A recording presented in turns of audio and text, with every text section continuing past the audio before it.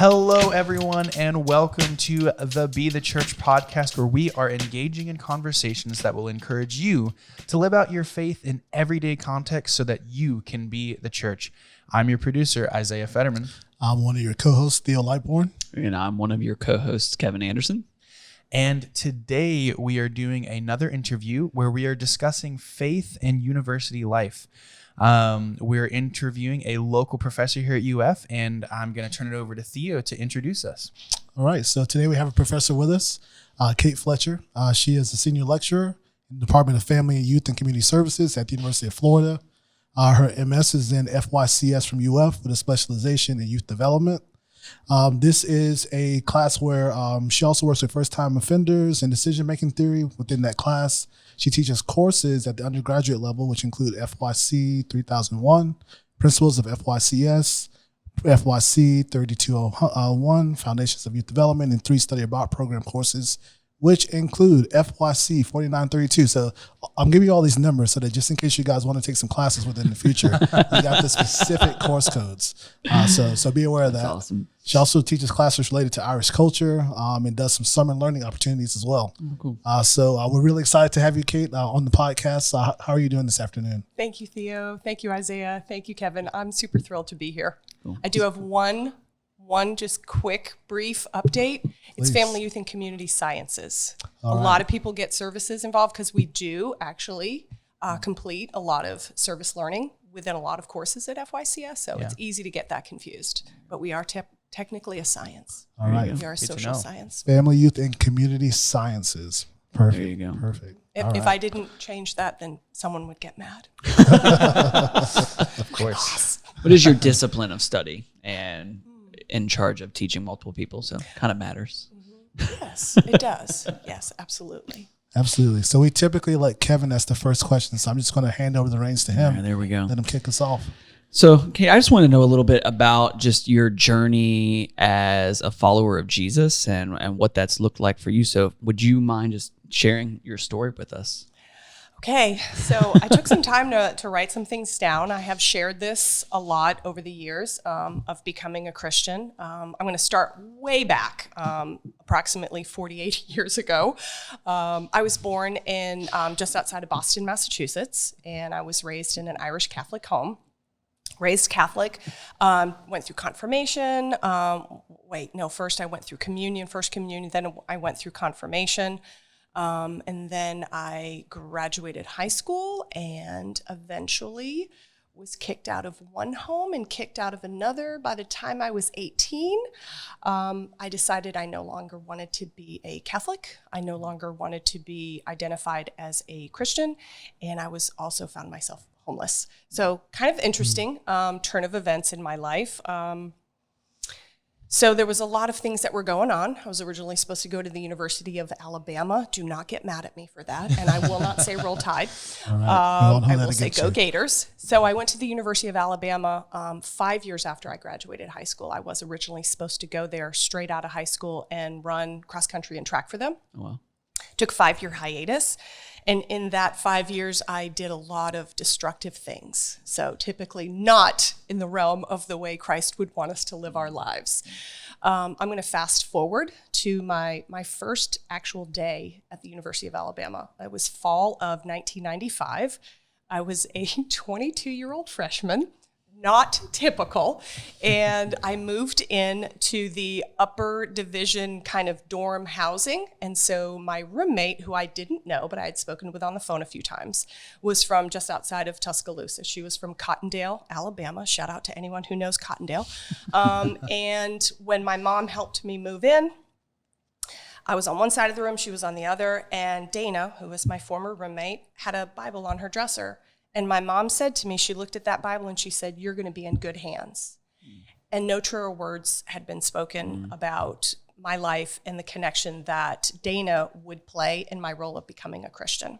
So I went to Alabama, again, 22-year-old freshman, kind of a little bit different, and didn't know anybody at the university, and I was extremely nervous. And being there, didn't know if I was going to make friends. Dana invited me first she asked me a couple of questions. What do you like to do? And I was like, well, I love the outdoors. I love sports. And those two things are pretty good indicators of my likes. And she's like, great. Would you want to play football? Flag football. I'm like, absolutely. Little did I know that it was a bunch of Christian girls playing flag football. I went, had a blast. Our two coaches were both named Matt. One of those Matts, a couple of years later, ended up being the person who baptized me. Wow. So about a few days after that, after I kind of played flag football a couple of times for practice, Dana asked me, hey, we're going whitewater rafting. Would you want to do that over the long weekend? Because at Alabama, they start in the middle of August, and then you come to Labor Day. Where do you go? I had just gotten there. From my home to Alabama was a long car ride. So I was like, I'd love to go because, I love the outdoors. So I went on that trip, and I'm just going to say very quickly, being on that trip, I met people on that trip that are still people that are friends to this day in my life and are also really strong Christian role models for me.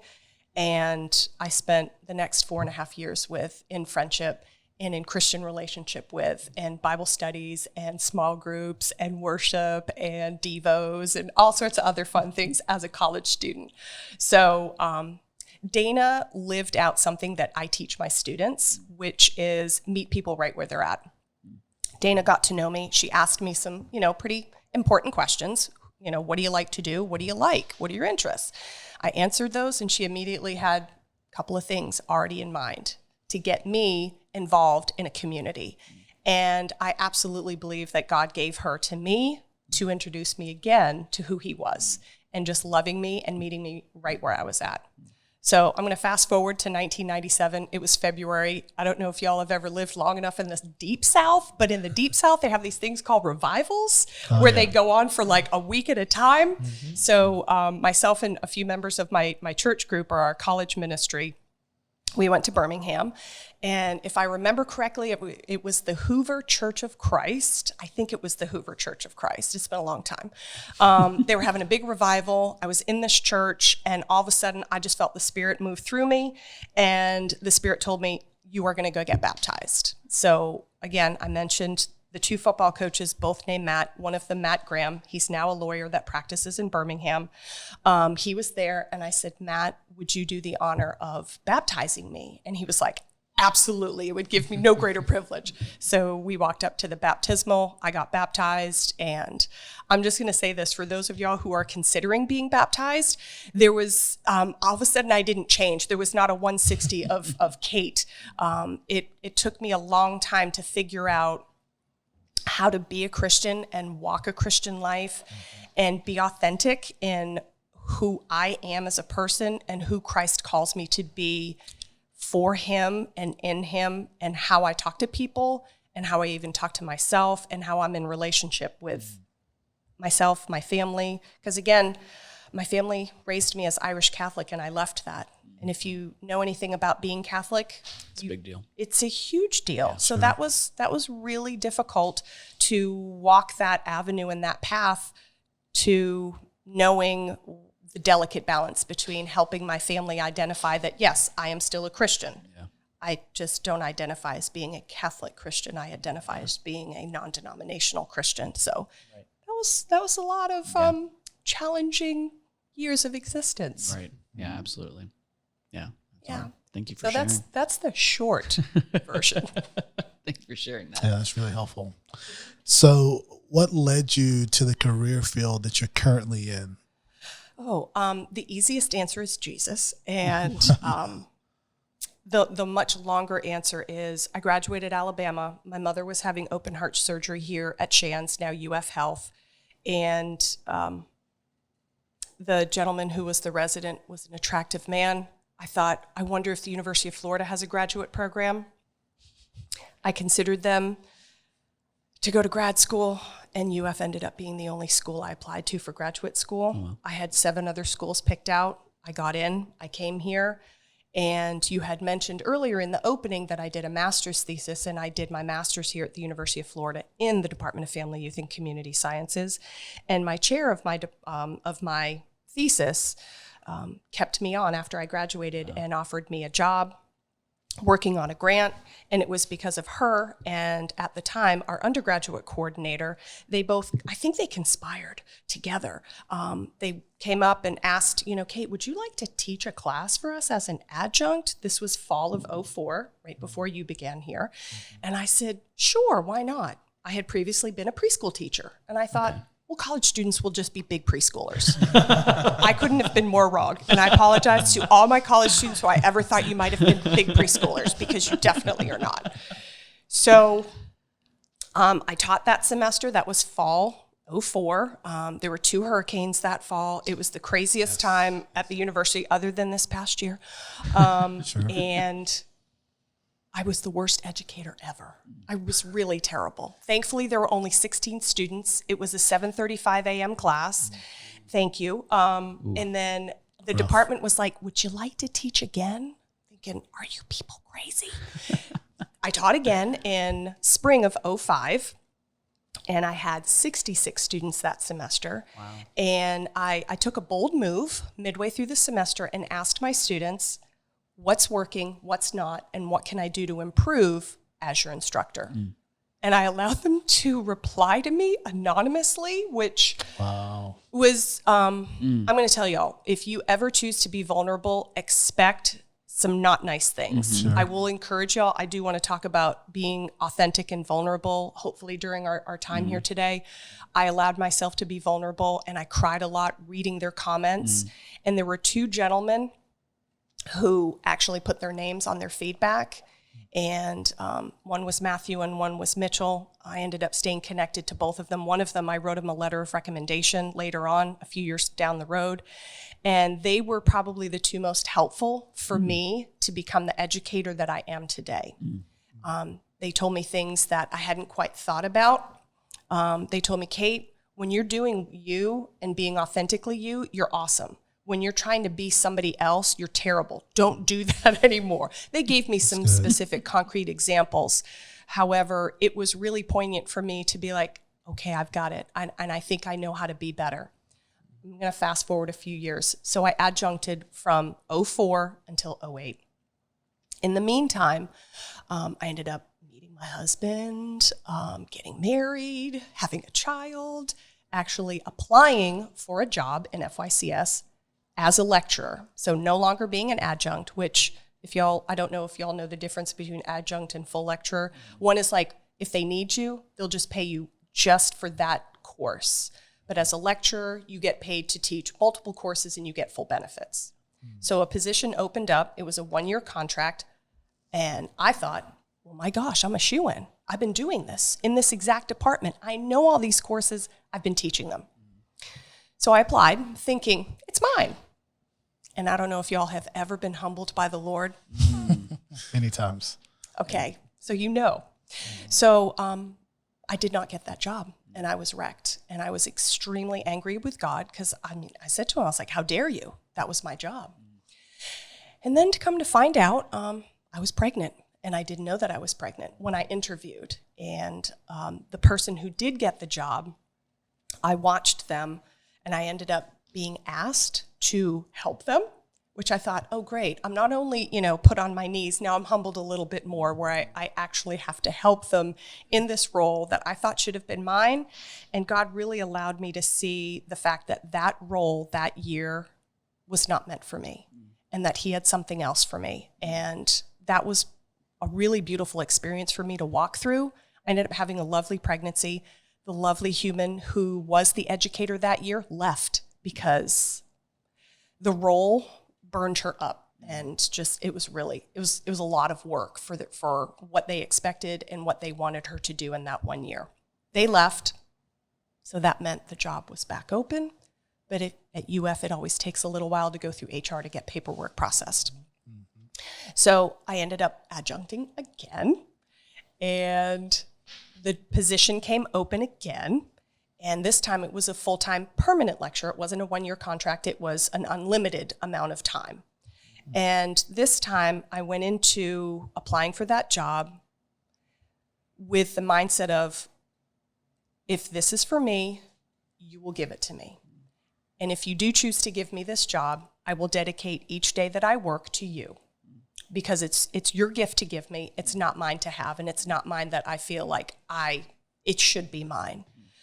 And since that moment of thinking that way, and again, I believe that mindset came from the fact that the Lord humbled me, and that opportunity, thinking, it's mine, I deserve it. And God said, no, it's mine to give, and it's not for you to have. And so when I did get the job, I knew that this is where I was supposed to be, and that this position and this path forward was where I was going to be, and that whatever I was going to do in that role, which is still my role today, that role was going to be dedicated to him. And I can't say that every single day that I wake up that I ask this, but the majority of my days, when I wake up, I ask God, please use me today.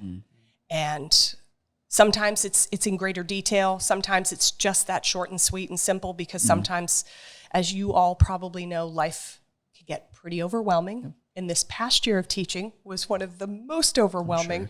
So there were some days that was even hard to ask.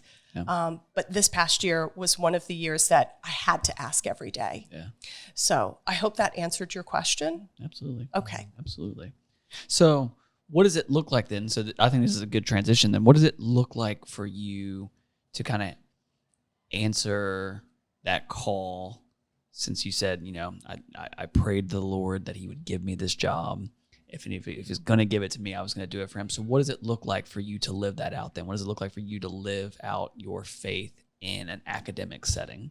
That's a great question. So how to live out my faith in an academic setting. I'm just going to let y'all trust me when I say there are days that are really, really difficult. There are days that are absolutely glorious. When I walked in, Isaiah said, hey, Holly says hi. There are students that bring me absolute joy. There are students that have brought me absolute misery. And then there are students who I may not remember you, but I'll remember your face.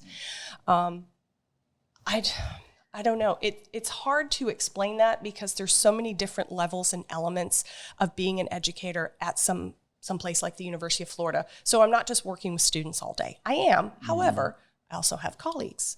I also have a boss. I also have many bosses, everyone from my department chair to the dean's office to all the way to, as the students say, Daddy Fox, Daddy Fletcher, so President Fox, who is an amazing human, and all the other people in between.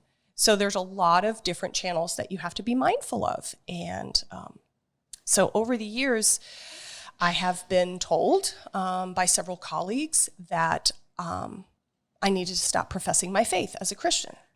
And one of my spiritual mentors who lives here in town, I had a pretty interesting conversation with them about those personal attacks on me and my faith and who I am as a Christian faculty member. And my spiritual mentor said, you know what, Kate, you're not the first person, you're not the first Christian professor who has been attacked. And it's okay if you kind of chill out for a little bit. And when, kind of the heat's died down, just go back to being you.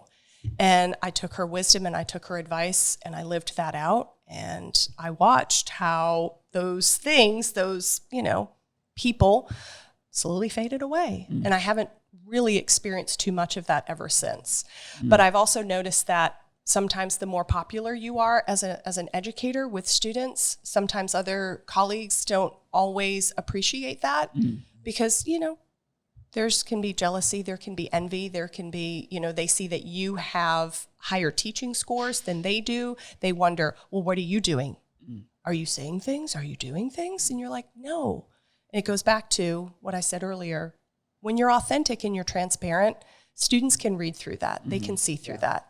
And I truly believe that the more authentic we each can be in who we are and our faith and leaning into that, I believe any student, no matter who they are, how they identify, I think they can spot that. I think they can sense that. And I think they can really, truly understand, okay, this person, even though I don't agree potentially with their faith, I appreciate the fact that they're authentically themselves.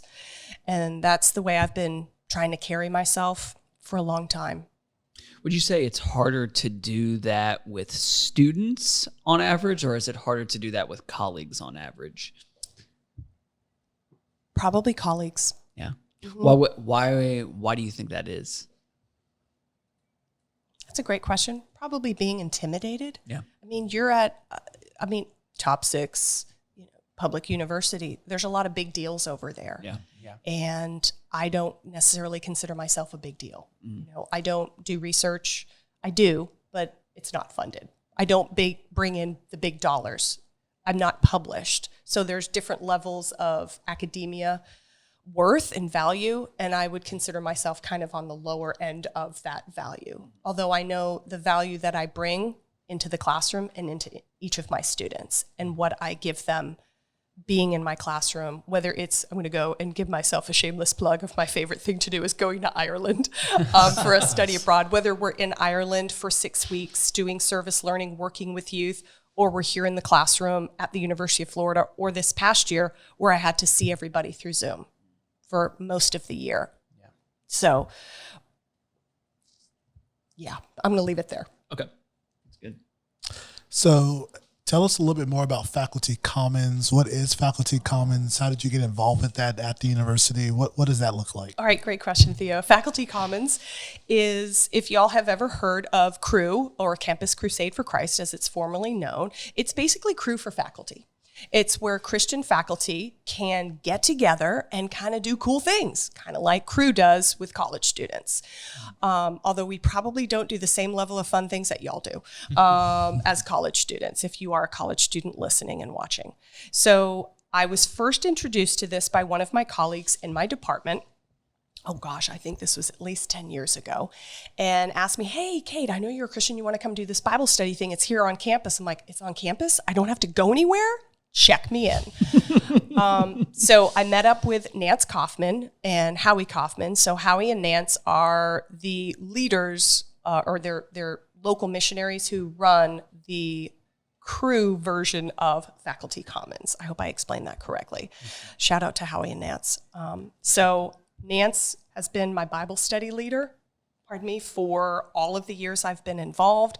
And I've done Bible studies fall and spring, I think every year since starting. I'm going to say, obviously this past year, just put a little asterisk on it, was a little bit awkward. We got together when we could. And there have been a core group of women that I have been in Bible study with for almost all of those 10 years. Like, we've come in and out, and depending on schedules and teaching and, if we're in the country or out of the country, we get together and do our Bible studies. And it's been amazing. So that's how I got started. I've also served on the steering committee. And for those of y'all who don't know what a steering committee, it's like being kind of like a, quote, board member. A steering committee helps make decisions for like the direction and maybe activities and events that Faculty Commons would like to pursue in that coming academic year. So I served on that for a number of years. Do not ask me how many, but I know a number of years, maybe 3, maybe 4, maybe 5. Years just blend. Oh, yeah. Word to the wise, y'all. If you're young now, just know when you get older, years just all kind of morph together. There's no differentiation. So I did that for a number of years until I began a doctoral program. So yes, I know. I don't do enough. So I started my doctorate in August of 2017 unofficially, and officially I began when I got accepted in spring of 2019. And I realized once I started in spring of 2019, I had too many things on my plate. I was serving on a board locally here with Gainesville Thrives, and also on the steering committee with Faculty Commons, and I was like, I've got too much going on, so I had to step down. I eventually stepped down from both of those positions. And now I'm just able to focus more on school, meaning teaching and being me as a senior lecturer and also as a doctoral student. And so some other things that we've done over the years through Faculty Commons, we do conferences every year. During the fall and spring semesters, we do once a month faculty luncheons. And those are awesome. Again, asterisk on this past year, we didn't get to do them. But I know that they still got together. I chose not to because Zoom life was really overwhelming for me. Mm-hmm. and I chose not to do a lot of things through Zoom. So I didn't do a lot of things through Zoom unless I had to through teaching or faculty meetings, things like that. So faculty luncheons, I'm excited for those to start back up. And the faculty luncheons, we always have a guest speaker. I've been a guest speaker before for those. We also have the missional moments, which is nationwide, where faculty members all across the country write in a missional moment. And it's, like a 1.5 to a 2-minute read about you as a Christian professor and how you are using your faith in the classroom. So similar to what we're doing here. How am I using my faith in my classroom and as an educator or even a researcher, scientist? We've done a lot of different things through Faculty Commons over the years, but those, I want to make sure I didn't forget any. I did write down what we did. I also, my husband, my son, and I financially have donated to Faculty Commons over the years. That's something, if you're interested in giving, you can always do that. I've been part of video promotions for them. Kind of like how I'm here now with y'all. Certain people get asked to do things because they're comfortable talking, clearly. So, and the other one that I think has been one of the most enjoyable ones was doing prayer walks on campus. A former Christian faculty member at the University of Florida and part of Faculty Commons and part of the steering committee, the amazing Dr. George Lebo, he was the first person to ever talk to me about prayer walks. This is long before we started doing them as a collective body of Faculty Commons. And he told me that during his time at the university, he would go and just walk his route from his office to his classroom and then go into his classroom before he started teaching and just pray over the walk of all the students that would walk that walk, all the students that would sit in that classroom, all the students that would hear him speak or anyone else speak. And I just thought, what? That is amazing. I hadn't, as a Christian who didn't grow up in a faith that was outwardly, and I don't even know if that's the right word, being a Catholic, it was just different. I learned rote prayer. I didn't learn to pray of just allowing the Spirit to lead me. Not saying that Catholics can't allow the Spirit to lead them. It was just a different mindset and way that I was taught to pray. So he encouraged to be led by the Spirit and pray over each person and go and spend time in that classroom, praying over that classroom, inviting the Lord to be in that classroom. And that was really monumental for me because I had been at the university and in my teaching position for a number of years before that was introduced to me. And that was kind of one of those shifts of like, wow, okay. And since having that experience, and George sharing that experience with me, I have changed the way I approach the classroom. I changed the way I look at each student sitting in my classroom. I changed the way when I'm walking to school, whatever. And if I see a face, I'm like, that's someone who Jesus created. That's someone who Jesus loves. No matter what's going on in their world, that's Jesus created them. Absolutely. So it's a different mindset and it's a different approach to how I look at people, how I want to interact with people, and how, again, if my mindset is, Lord, use me, and if that's the way he wants to use me, I need to be open to that. So, yeah, we've done that as a body through Faculty Commons a number of times at the beginning of different semesters. Cool. That's been probably my favorite thing, because we get there really early, and we have walked around that campus. And if you've all been to that campus, it's big. Very big campus. I'm just going to say, we didn't go to all parts of that campus. We did the main part of that campus. So don't think that we're that insane and awesome.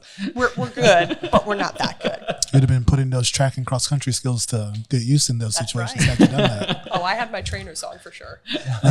Let me give you 2 quick follow-up questions related to that you made me think of as you were speaking. So could you give us an idea of like the number of people who are involved with Faculty Commons? That's a great question. I am not great with math.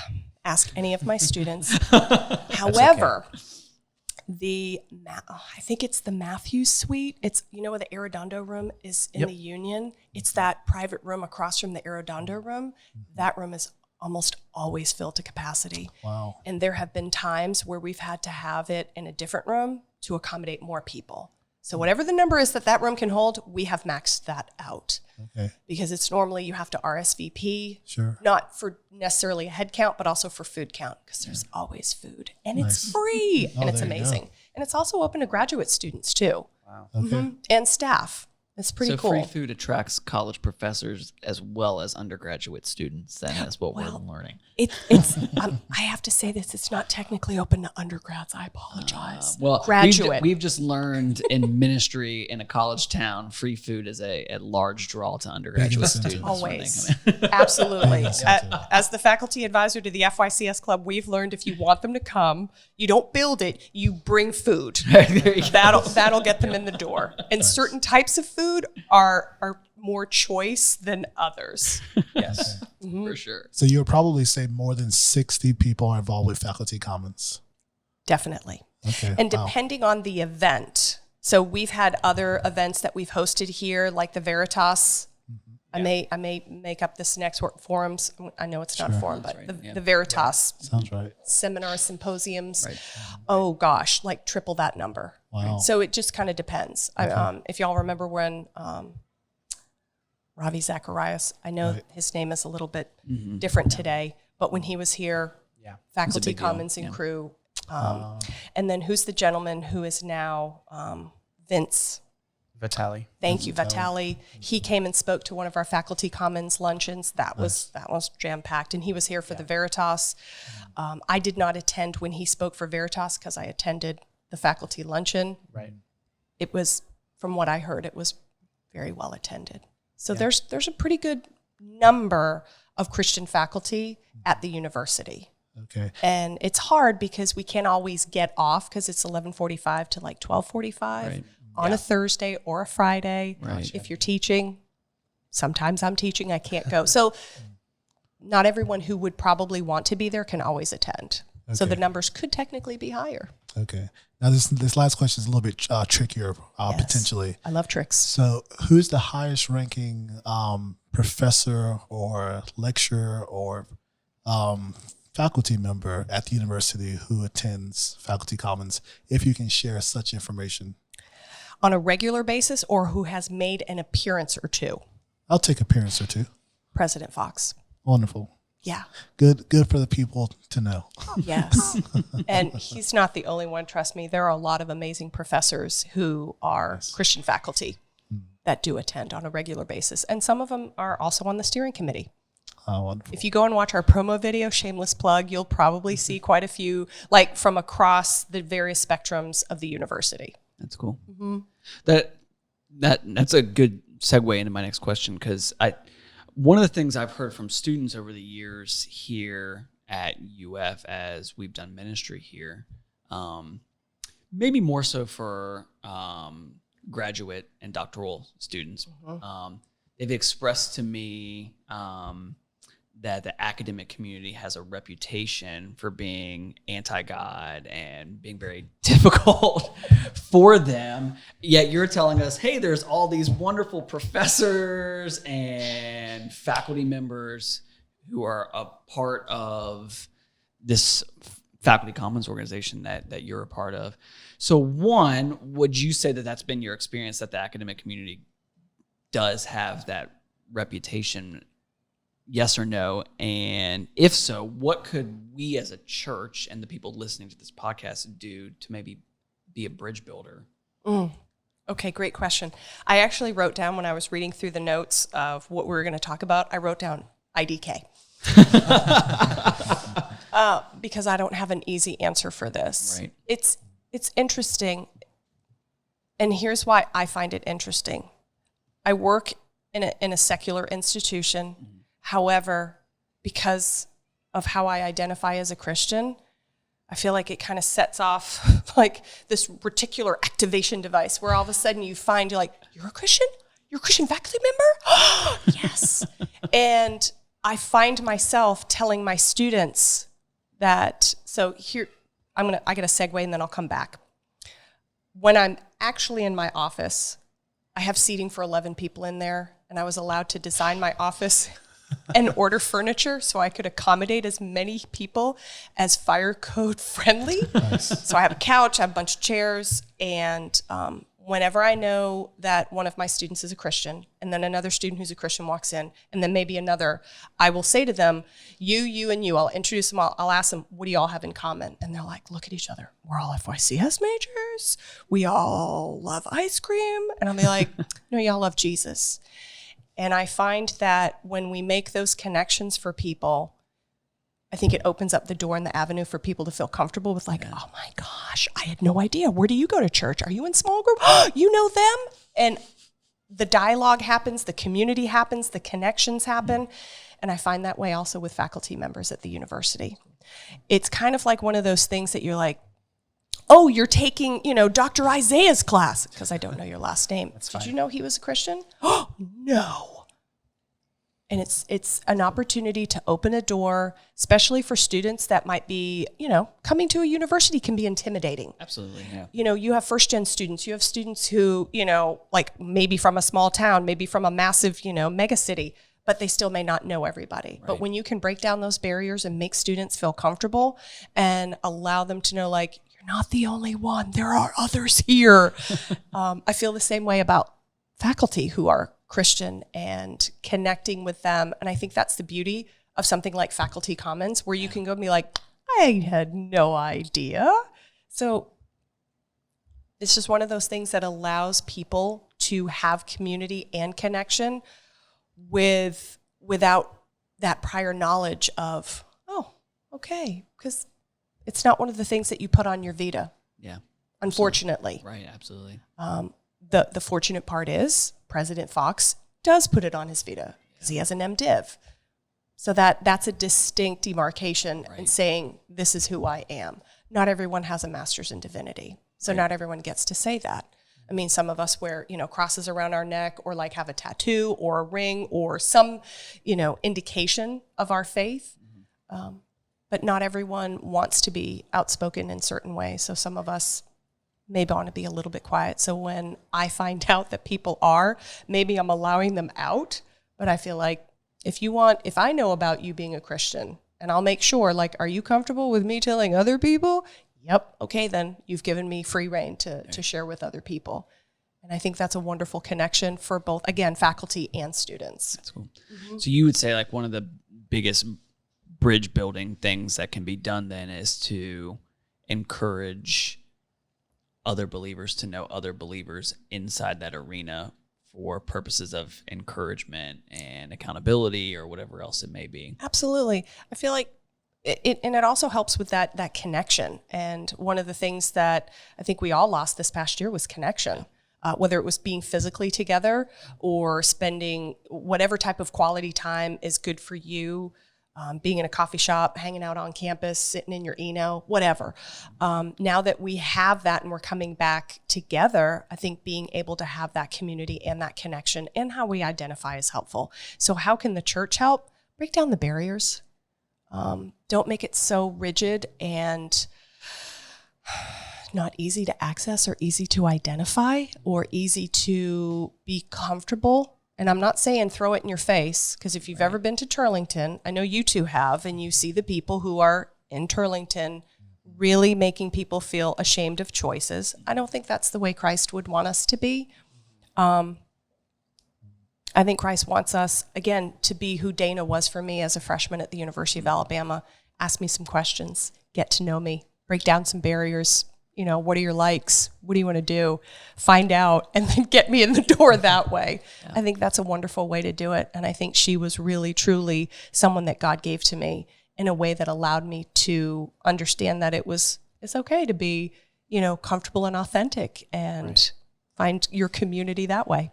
So kind of to stay in this area then, really encouraging to see finding other people and connecting with them as believers. But as you do have colleagues that are not believers and you spend a lot of time with them or have gotten to know them, what do you kind of see play out as you try to be intentional in your faith and maybe like get to know them? Or if there are ones that are maybe a little bit more against it and just like stay away from me, like how do you kind of walk through that? They go in my prayer journal. Mm-hmm. Absolutely. I have learned over the years that certain colleagues will not entertain a conversation, and I respect that. Because on the flip side, do I want you to come try and talk me into a faith that I don't want to practice? So I have to respect where they're coming from. Yeah, absolutely. I can still pray for them. I can still be their friend. I can still be their colleague and have really great conversations and enjoy my time and my space with them.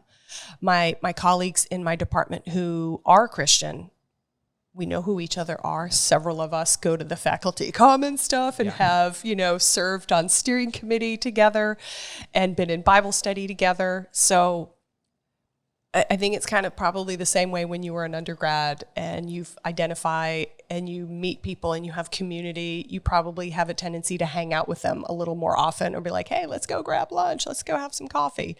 So there are opportunities to still be the light that Jesus calls us to be, even if I'm not talking to you ever about, I'm a Christian. Do you know what that means? Do you want to get saved?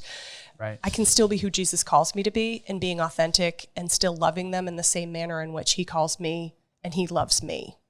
Does that make sense? Yeah, absolutely. Okay. Appreciate it. Thank you. Thanks, Isaiah.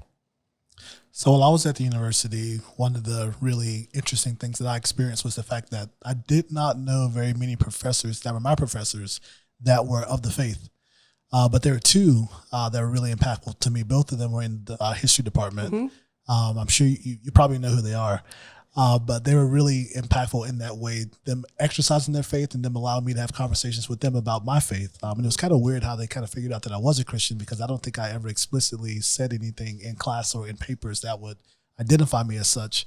Although I was probably a little bit more confrontational than I knew whenever I was writing to my professors, which actually got me in trouble at times. My Greek professors did not always like that, but it was okay.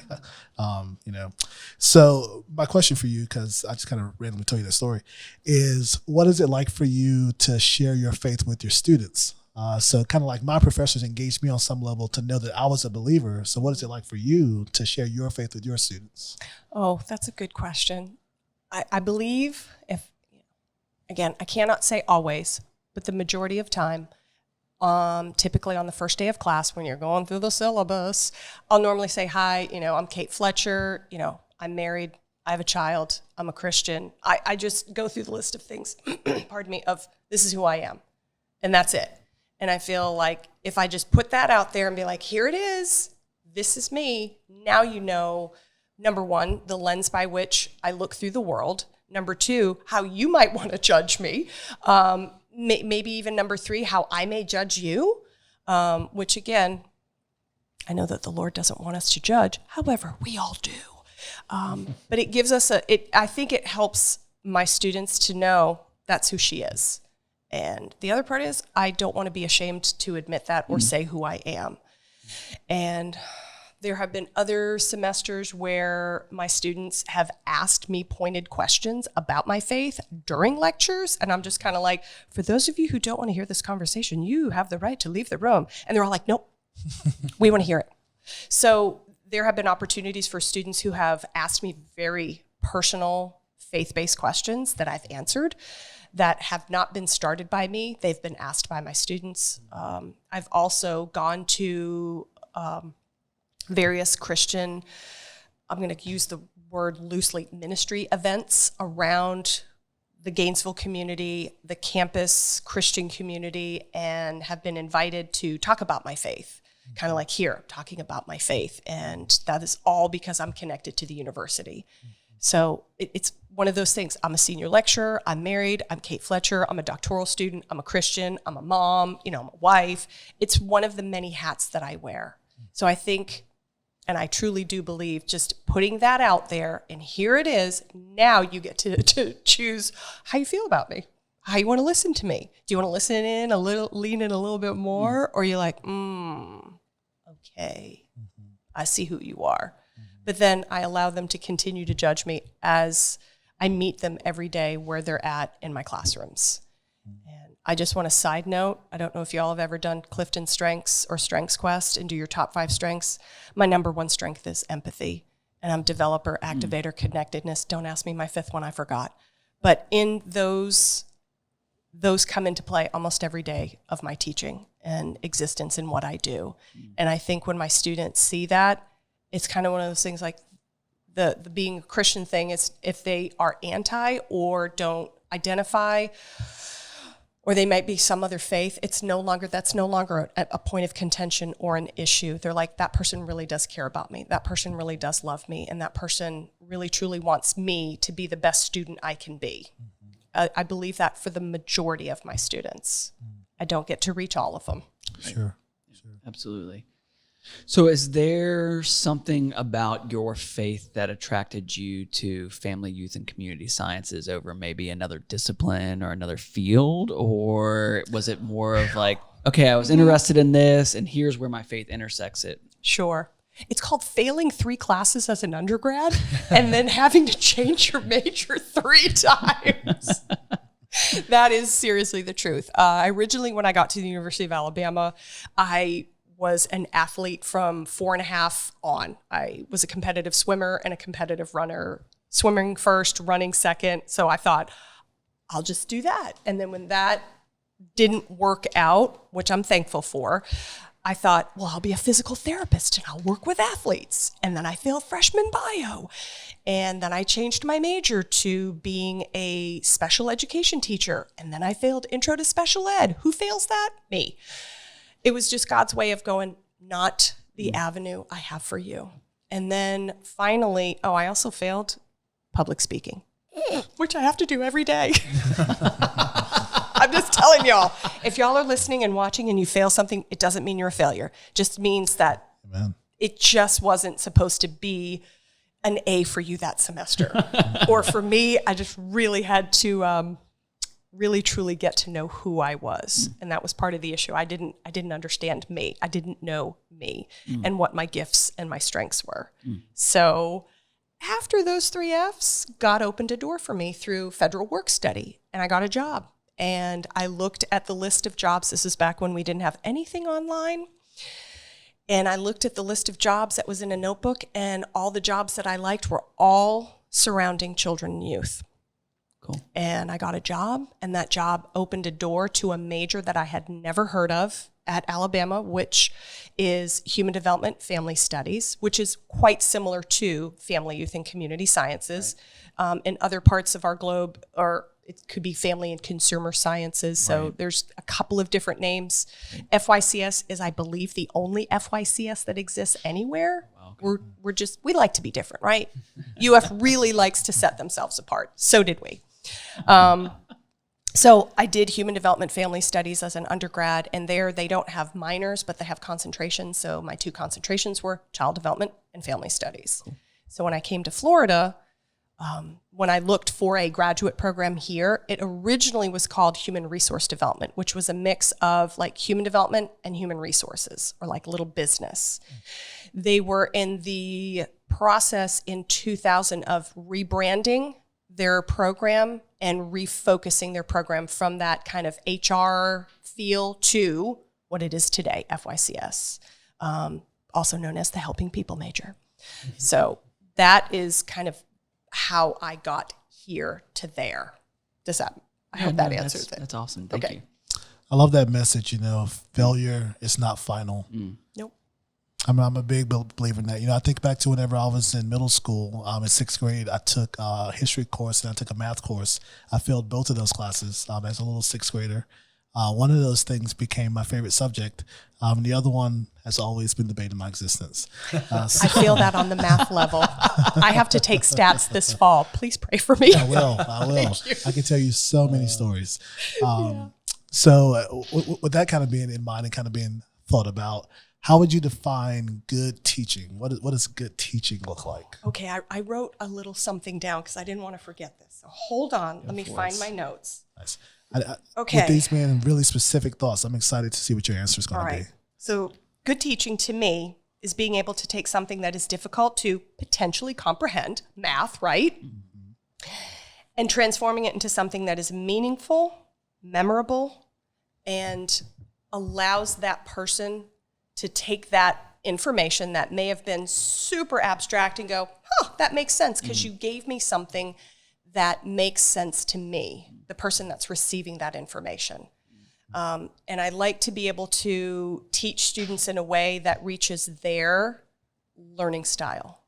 Because we're all not you know, this is obviously a podcast. You're listening in. Not all of us are like auditory listeners. Right, sure. Not all of us are visual listeners. That's my number one learning style. Some of us like to work with our hands. So if there's an opportunity for me to kind of integrate at least one or two or maybe even all three ways, I am down for that. Yeah.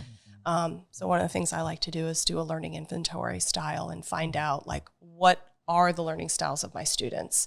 And is everyone an auditory learner? Great, I'll just talk to y'all and I won't show you any videos. Never happens.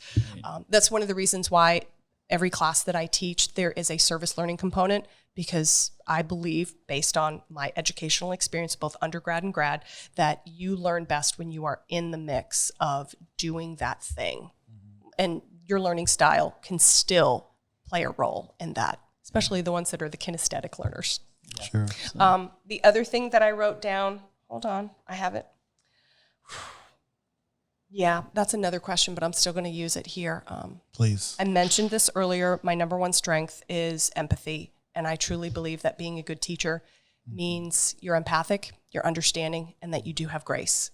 I have seen too many instructors, particularly in this past year of the crazy COVID teaching world that we existed in at the university, have no grace, have no empathy, have no understanding. And, you know, it was awful. And I think becoming a student again, after taking a hiatus for a number of years, I finished my master's in 2003, and I started the doctoral program unofficially in 2017. I won't let Theo do the math, but y'all know it's at least, 15, 16 years? Yeah. Can we do that math, right? I think that also allowed me to have greater perspective of like, oh my God, this is what it's like to be a student again? And I think that has further changed my understanding of grace and empathy and understanding of where students are at, particularly this past year where so many students had so many mental health issues, struggling with depression and anxiety and being removed from people and not being able to be in community. I mean, yeah, Zoom's great, FaceTime's great. It never, ever will make up for being physically connected to people. So, yeah, I know that's not science, but that's what I know. Sure. You know, for 11 years, I was an educator. And so my heart has been just like drawn to so many educators over the course of this last year. I was actually just talking to someone about 2 or 3 days ago and just saying that I feel so bad for the class of 2020 who were graduates last year because they didn't get to have that normative experience of a graduation. And so like going into this year, it's been that much more difficult to navigate COVID. So are there any big takeaways that you can give us related to COVID and how that's impacted your teaching practice this past year? Oh, definitely. So one of the things that I did specifically in the spring 21 semester, I ended up teaching 4 HyFlex classes. I will briefly explain that. You have about a third of the students physically in your classroom, all distanced, and then the rest of the 2/3 all on Zoom. And so in all 4 of the classes that I taught, and I elected to teach physically in the classroom because I wanted to be back in the classroom and I wanted to honor the students who also wanted to be back in the classroom. I love being in the classroom. And by the way, if you don't know this, I love being an educator and I love teaching undergrads. I hope that comes across to everyone. So one of the things that I did, the other really amazing critical piece of this is I got to teach all 4 of those classes with a co-instructor, which was awesome. I don't know how any instructor did it, like you said, this past year of teaching through COVID. I don't know how anyone did it by themselves. Seriously, teaching is definitely, during COVID, you needed a massive support system and not just caffeine. So every day I informally, or my co-instructor informally took roll. And if I noticed that there wasn't a student there, we emailed every single person every single day that we taught and just connected with them. And, you know, there were times that students didn't get back to us for a few days. That was okay. But when they did, they were like, oh my gosh, thank you for noticing. Thank you for reaching out to me. You know, this is going on. That's going on. I had to move back home. I had to, you know, get a job to help out my family. My dad got fired. You name the issue. You know, there was something going on. It wasn't just, I don't feel like doing school today. I never once had that. I might have had I overslept my alarm. That's typical, right? But there was none of this like, oh, I just don't care about school. No, there were like really big, serious issues taking place this semester. Wow. And I'm going to go back to that whole thing of grace and understanding. Once you figure out why they're not there, it gives you an opportunity to be like, I get it. I understand why you can't show up to class. There are bigger things going on in your world than showing up to a 50-minute lecture that you think might be potentially a waste of your time because of this bigger issue that's taking precedence. Yeah. So I'm going to say that's one of my biggest takeaways from this past year is just checking in with each person and letting them know that you know that they're not there. Not in a bad way, but just, I love you and I care about you and I want the best for you. And the other part is I referred probably one student a week on average to You Matter, We Care at the university because there's just so many issues, so many plaguing issues throughout the year. And it was a pile-up effect because it started over a year ago. Right. So, Wow. Thanks, Theo. It's a good question. Absolutely. Yeah. I appreciate you sharing that. Our audience is, predominantly college students. So I'm sure that was really impactful and helpful for them to understand that there are professors out there that care about them on a human level and not just as, units in the classroom as a part of FTE. So it's really impactful. May I add something? Sure. One of the other ways that I like to break down barriers is I like to have, obviously through Zoom, you can put your name on your screen. However, when we're regularly in the classroom, I have everyone have a name tag because I want to know everyone's name. I'm really good about remembering names and faces, and I feel like that's another way for people to break down barriers. It's just like, who are you? All right, you're Kevin, great. But really, who are you? You're Theo, great. You study history, but really, who are you? Right. So I invite my students to my office, or we do virtual office hours and get to know students that way. I offer them extra credit to come, both virtually and in person. Obviously, we haven't done any in person in over a year, but we made, some reasonable accommodations to do virtual getting to know yous. That's what I call them, getting to know yous through our classrooms and through Zoom this year. That's cool. Awesome. Mm-hmm. Yeah, I'm sure that's had an eternal impact. Yeah. So this has been a really great conversation, and I just want to leave an opportunity if there's any last words you have, or Kevin or Theo.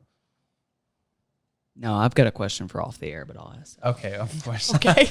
Yeah, we get special time to ask whatever we want afterwards. So sorry, y'all.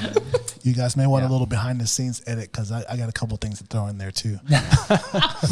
But with that, thank you so much for joining us today. It's been an absolute pleasure and just really insightful, especially as a staff member at the university. Really great to hear a lot of that. So with that, thank you all for listening. If you have more questions, feel free to reach out to us. We'll gladly relay questions or continue the conversation as you guys are curious.